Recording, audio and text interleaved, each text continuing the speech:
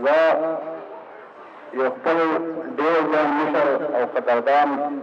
ډاکټر غني صاحب ته مننه وکړم چې هغه راشي او د دې مخته تللي مناسب تاسو ته خپل خیالات ظاهر وکړي.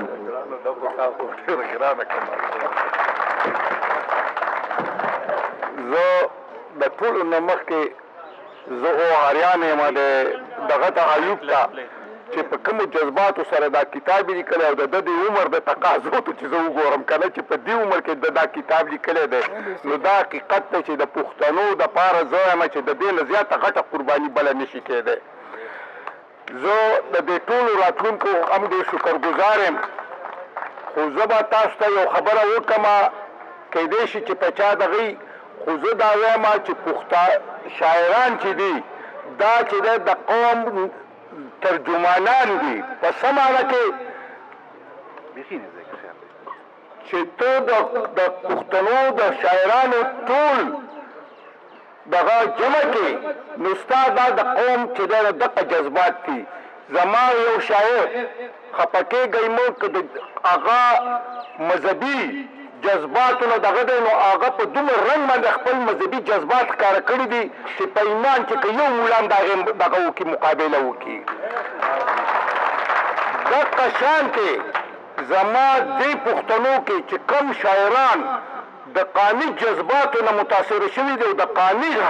دا کم ظلم او جبر روان دی او د هغې نه دغه شوي او هغوی چې په کم انداز باندې قاني جذبات یې ښودي دي دې خلکو ته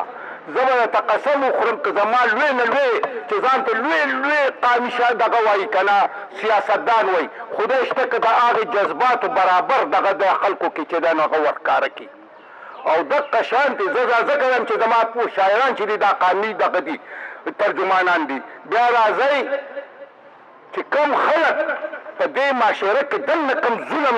نه متاثره دی کم طبقاتي که دی که هغه په هر رنګ کې ظلم دی قسم په خدای چې هغوی په کم باندې د مظلوم کم هغه فریادونه کم لیکلي دي د اجمل خټک شاعري وګورئ زه به د ساحل صاحب شاعري دا ټول دومره زیات د مظلوم قوم او د دې مظلومانو چې کوم هغه هغوی ترجماني کړی دا هم ریکارډ دی. دا ځکه چې دی نو خفه کېږئ مه نن چې دی نو زما په خاوره چې سر روان دي دا هم چې دی نو دغه دی خو بل طرف ته خفه کېږئ مه دغه زما قاني شاعر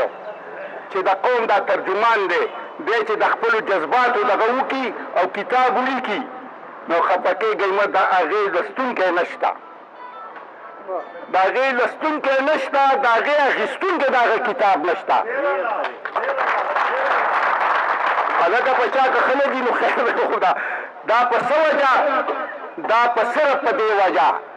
چې خفه کېږئ مه زما چې دی د کتاب زما چې دی په زما سکول کې ټول چې دی نو دا په اردو کې او په انګلیش کې کتاب دی دا په پښتو کې ولې نه دي چې زه په آخره کې هلکه خفه کېږئ به نه په دې چې په آخره کې زه د لسم نه چې دی نو اخوا چې دی په انګلیش کې ویم نو د دې لسمه پورې په پښتو کې ولې نه ویم چې زه په اردو کې ویم او زه په بله کې ویم زه په د خپله ژبه کې دا تعلیم ولې نه ویم بیا او په دې کې هلکه ګوره چاته ګوته نه نیسئ په دې کې چې دا زمونږ زه درته وایم قسم په خدای دا سیاسي خلک چې دی چې زه اوس هم ویم یو ته به ګوته نه نیسئ چې کم سړي د زړه نه کلمه ویلې ده خدای شته چې که هغه بیا دا مونځ او روژې دومره صحیح نه دي خو چې د اسلام خبره راځي دی به پرې سر ورکوي او دا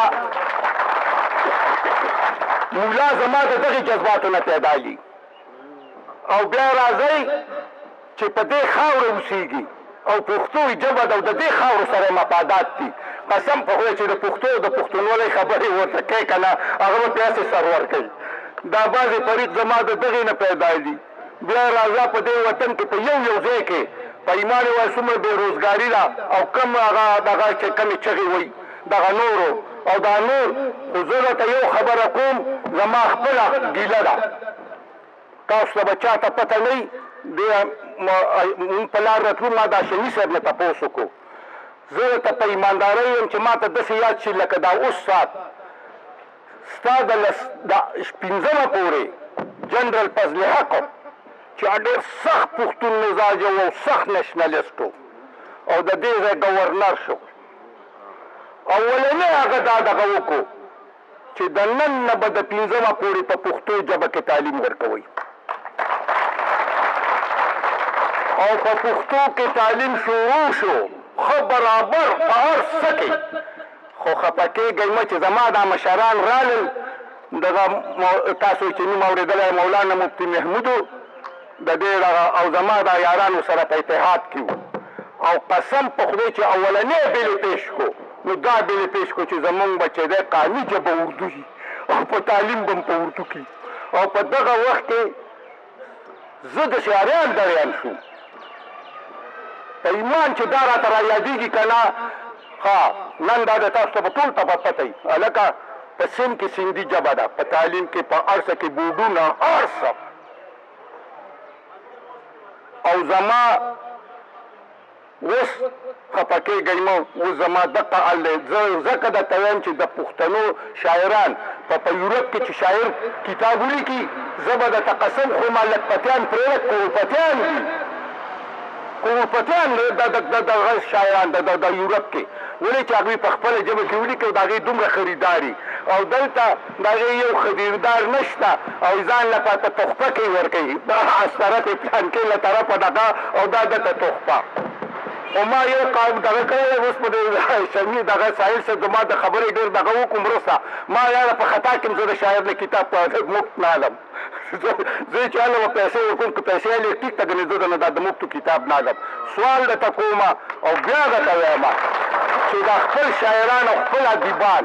دا چې دی نو وپالئ او دوی په صحیح معنو کې د قام مشران دي او دوی د قام مرسته کوي زه یو ځلې بیا ډېر هلکه که څوک خفه شوي نو خفه پکې نه شئ ما لکه داسې لږه لغه غونته کې ازاده خبره وکړه ډېره باندې